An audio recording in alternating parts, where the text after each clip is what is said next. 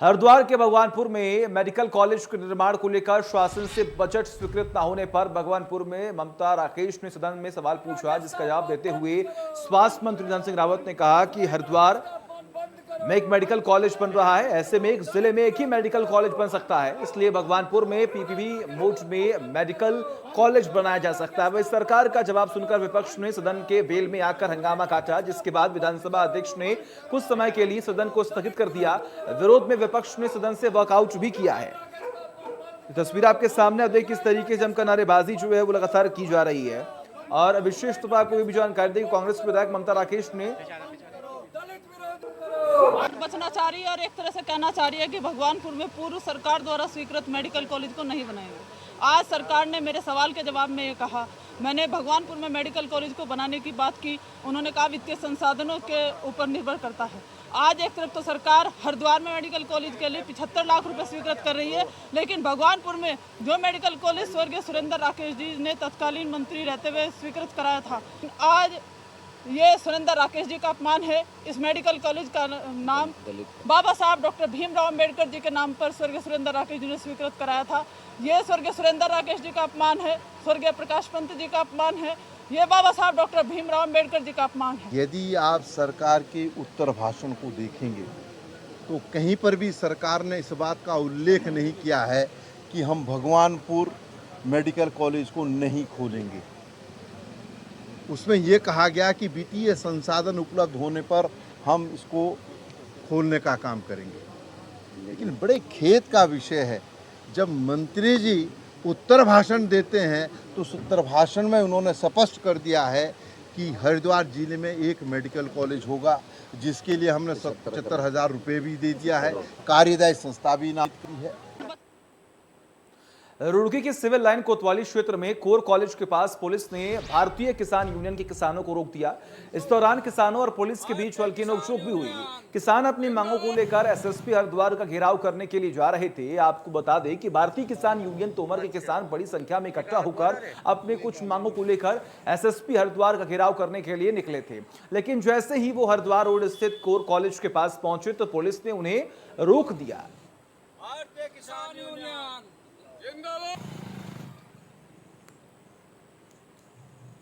सामान लेकर चले गांव से, और जब तक हमारी नहीं मानी जाएंगी, सामान लेकर चले गांव से, और जब तक हमारी मांग नहीं मानी जाएंगी, जब तक धरना वहां बरकरार चलेगा। अब ये जैसा हम यहाँ रोक लिए पुलिस वालों ने, हम एसपी साहब से पूछेंगे, भाई साहब हम घर जेल में गिर तो बैठाएगा, फिर यहाँ से हम सड़क पर या मांग क्यों मान रहे, क्यों बोल रहे हम? आज जब लोग बोलने के नहीं भाई साहब, जब लोग नहीं रोड़ा रहेगा। मैं तो अब भी कह रहा, ये पुलिस वाले हम नहीं रोकने के, हम तो अब भी चल देंगे इनसे। ये एक प्रोटोकॉल हो गया या भाईचारा हो गया जो हम यहाँ रुक रहे हैं। कप्तान साहब के यहाँ जा रहे हैं। हमने कई दिन पहले प्रेस वार्ता करी थी हरिद्वार और नोटिस कर दिया था कप्तान साहब के यहाँ से। एक तो हमारा गन्ना भुगतान नहीं हो रहा, एक हमारे भूमि अधिग्रहण के मामले, जो रोड में ज़मीन जा रही अब तक उनके क्लेम नहीं आए, बहुत परेशानी पड़ रही किसानों को। एक बैंक वालों ने हमें ऐसा कर दिया, जो हमारा कृषि कार्ड हो उसको पेनल्टी पर पेनल्टी, और उसको दोबारा रिन्यू करूँगा पर ब्याज तो हमें दे रहे, भूमि तो हमारी बंधक हो रही। ऑफिस का घेराव करने के लिए जा रहे थे और इसी बीच में उन्हें रोक लिया गया, जिसके बाद जमकर नारेबाजी की गई है। एसएसपी ऑफिस का घेराव करने जा रहे थे किसान, और किसानों को बीच रास्ते में ही रोक लिया गया। आप देख पा रहे हैं किस तरीके से पुलिसकर्मियों की तैनाती जो है वो बढ़ा दी गई, तो किसान जो है आगे ना बढ़ पाए। जमकर विरोध भी किया गया, जमकर नारेबाजी भी की गई, लेकिन फिलहाल किसानों का ये कहना है कि आखिर जो हमें रोका जा रहा है वो गलत है। हम वहां पर जाते, हम शांतिपूर्ण तरीके से विरोध करते, लेकिन हमें बीच में रोका गया। आखिर इसकी वजह क्या है? लगातार तमाम अलग अलग बॉर्डर्स पर किसान बैठे हुए हैं, नारेबाजी कर रहे हैं, और एक तरफ सरकार से भी ये जिद की जा रही है कि आप जो है ये कानूनों को रद्द करें। अलग अलग जगहों पर अगर हम बात करें तो किसान अपने तरीके से विरोध करने की कोशिश कर रहे हैं, लेकिन फिलहाल आपको यहाँ पर ये जानकारी देंगे, किसानों और पुलिस के बीच में जब ये नोकझोंक दिखी गई है तो यहाँ पर पुलिसकर्मियों की जो तैनाती है वो बढ़ा दी गई है।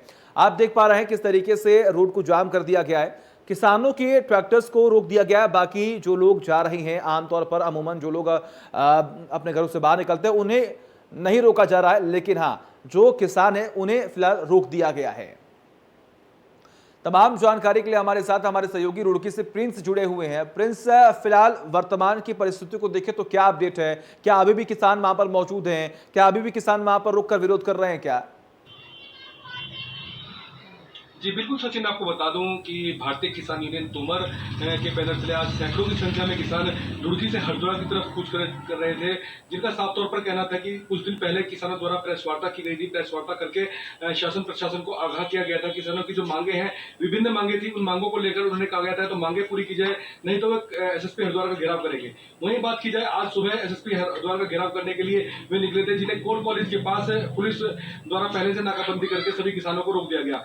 उसके बाद किसान वहीं पर ही अपना डालकर वहीं पर धरने पर मौके पर ही बैठ गए। हालांकि किसान नेता जो है, उनका साफ तौर पर कहना है कि विभिन्न मांगे हैं। एक तरफ बात की जाए, दिल्ली में किसान धरने पर बैठे हैं, दूसरी तरफ उत्तराखंड में भी किसानों का धरना यहाँ शुरू हो गया है। उनकी मांगे जिस तरह की मांग है कि गन्ना मिल है, मिल पर बकाया भुगतान है। वहीं बात की जाए, उनका साफ तौर पर यह भी कहना है जो भूमि अधिग्रहण किसानों की गई है सरकार द्वारा, उनका बकाया जो पेमेंट है वो उन्हें नहीं मिल पाया है। साथ ही साथ जो अन्य उनकी जो मांगे हैं, उनकी कई मांगों को लेकर उन्होंने अपना धरना प्रदर्शन आज किया है और एसएसपी हरिद्वार का घेराव करने जा रहे थे। हालांकि किसानों में भारी रोष देखने को मिला और पुलिस और किसानों के बीच में नोकझोंक भी हुई और साफ तौर पर किसानों का कहना है कि पुलिस उनको नहीं रोक पाएगी, लेकिन पुलिस ने वहां पर रोक दिया है। तो उन्होंने साफ तौर पर कहा कि आपसी तालमेल बिठा के वो यहाँ पर बैठे हैं, लेकिन अपनी मांगों को मनवा के रहेंगे, चाहे उनके इसके लिए इनका ये जो धरना प्रदर्शन है, अनशन है, कितना ही लंबा क्यों ना हो जाए। जी सर। बिल्कुल। ऐसे में अगर हम बात करें प्रिंस, तो जो अधिकारी उनकी तरफ से क्या कुछ कहा जा रहा है? क्या उनकी तरफ से कोई प्लानिंग, कोई रणनीति बनाई गई है कि अगर किसानों को कैसे रोकना है या फिर कब तक रोक के रखना है? जी बिल्कुल सचिन, कहीं ना कहीं बड़ा बात बनती है। अधिकारियों को साफ तौर पर हमने भी संपर्क करना चाहा, हालांकि अधिकारियों ने अभी तक ऑफिशियल कुछ भी साफ तौर पर नहीं कहा है। लेकिन बात की जाए तो चाहे हम रुड़की की बात करें, कोर कॉलेज के पास की बात करें, या फिर मंडावर बॉर्डर की बात करें, या फिर नारसन बॉर्डर की बात करें, कई बॉर्डरों पर हर जगह किसानों को रोका गया है। जो किसान इकट्ठे होकर अलग अलग जगह जा रहे थे, तो देखने वाली बात यही होगी, क्योंकि किसानों का जो रूप देखा जा रहा है, काफी समय से किसान परेशान चल रहे हैं और इस परेशानी को लेकर, अपनी मांगों को लेकर लगातार मांग कर रहे हैं। और अधिकारी किस तरह से आगे निर्णय ले पाते हैं और किसानों की मांग को लेकर आगे क्या निर्णय निकल पाता है, देखने वाली बात होगी। जी ठीक है, बिल्कुल। बहुत बहुत शुक्रिया आपका तमाम जानकारी के लिए प्रिंस। लगातार नजर आप बनाए रखिए, तमाम अपडेट्स हम आपसे लेते रहेंगे। आगे बढ़ते हैं। भगवानपुर थाना कवानापुर क्षेत्र के चिंचुयान ग्रंट गांव में खेत में चारा काटने आई गई युवती ने दबंगों पर उनके खेत पर ट्रैक्टर चलाकर कब्जा करने का आरोप लगाया है। साथ ही उसके विरोध करने पर मारपीट करने का भी आरोप लगाते हुए थाना भगवानपुर में तहरीर दी है। युवती ने थाने में तहरीर देकर बताया कि वो अपने घर के पास अपने खेत में घास काट रही थी, तभी गांव के ही कुछ दबंग लोग ट्रैक्टर लेकर उनके खेत में आ गए और ट्रैक्टर चला दिया।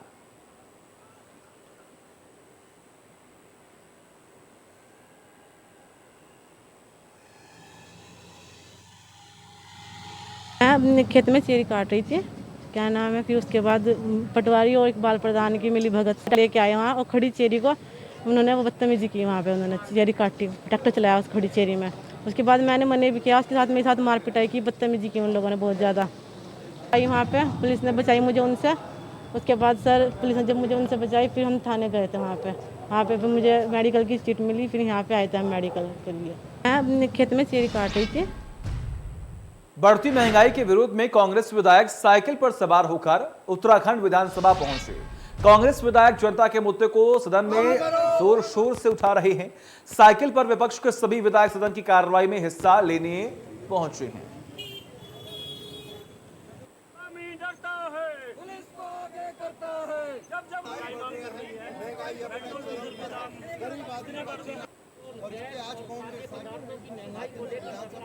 स्वरूप साइकिल पर है और आरोप लगा रही सत्ता पक्ष पर। हमारे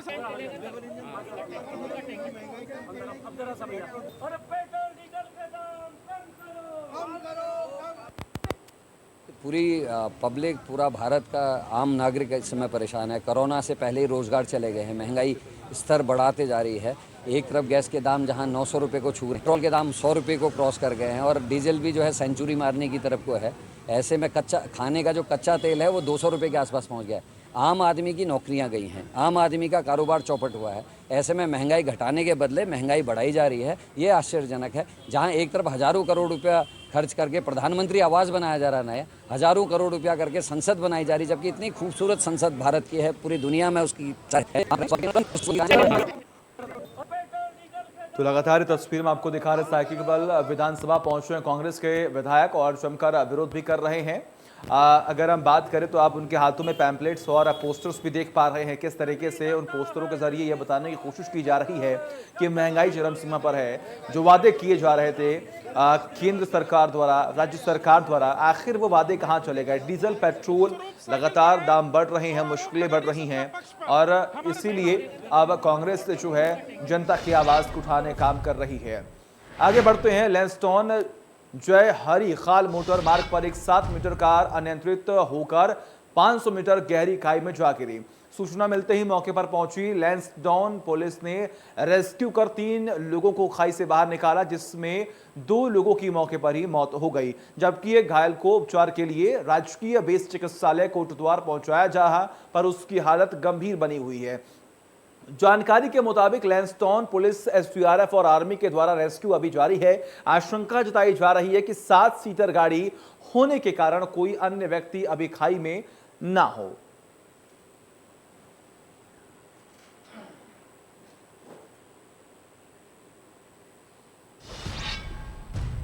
जिलाधिकारी पौड़ी डॉक्टर विजय कुमार जोगदंडे की अध्यक्षता में बालिका इंटर कॉलेज पौड़ी में महिला सशक्तिकरण एवं बाल विकास विभाग पौड़ी की ओर से बेटी बचाओ बेटी पढ़ाओ के अंतर्गत पोषण अभियान, वाहिनी, आत्मरक्षा परीक्षण और स्वास्थ्य का शुभारंभ किया गया। इस दौरान उन्होंने उपस्थित बालिकाओं को सही पोषण आहार तथा आत्मरक्षा प्रशिक्षण की विस्तार से जानकारी दी गई। उन्होंने कहा कि बालिका हर क्षेत्र से आगे आ रही हैं। उन्होंने कहा उन्हें शिक्षा के साथ साथ अन्य गतिविधियों में भी हिस्सा लेना चाहिए, जिससे ज्यादा अनुभव इनको प्राप्त हो सकेगा। इस दौरान जिलाधिकारी ने बालिकाओं से रूबरू होते हुए कहा कि हर क्षेत्र में आगे बढ़ना है तो उसके लिए मेहनत और लगन जरूरी है।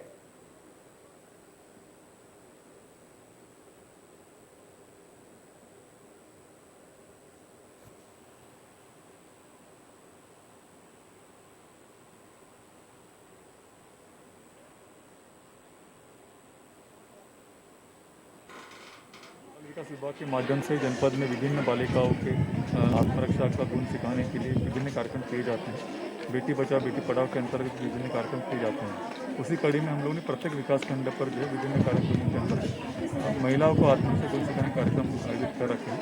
आज के इस कार्यक्रम में राजकीय कन्या इंटर कॉलेज पौड़ी है, यहाँ पर ये कार्यक्रम आयोजित किया गया है। इसमें 50 बालिकाओं ने प्रतिभाग किया। भविष्य में ऐसे कार्यक्रम हर विकास खंड स्तर पर, हर तहसील स्तर पर इसका आयोजन किया जाएगा।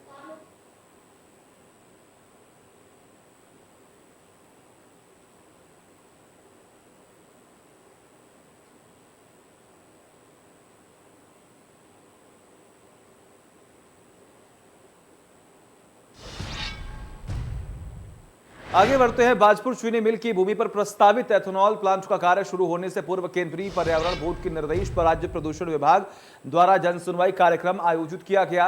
कार्यक्रम में पहुंचे अधिकारियों ने जनता की समस्याओं को सुना और लोगों द्वारा लगाई गई आपत्तियों को उच्च अधिकारियों तक पहुंचाने की बात कही। बता दें कि बाजपुर के ग्राम मुंडिया पिस्तौर में राधाकृष्ण सरस्वती विद्या मंदिर के समीप चीनी मिल की भूमि पर एथेनॉल प्लांट लगाया जाना प्रस्तावित है। कार्यक्रम में पहुंचे प्रदूषण नियंत्रण बोर्ड के क्षेत्रीय अधिकारी नरेश गोस्वामी, एसडीएम नारायण सिंह नबियाल।